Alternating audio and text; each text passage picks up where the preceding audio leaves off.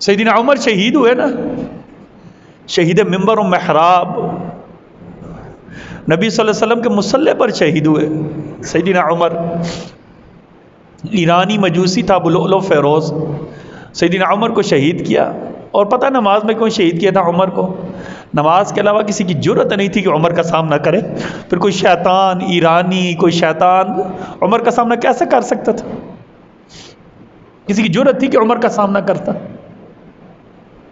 किसी की जुर्रत थी?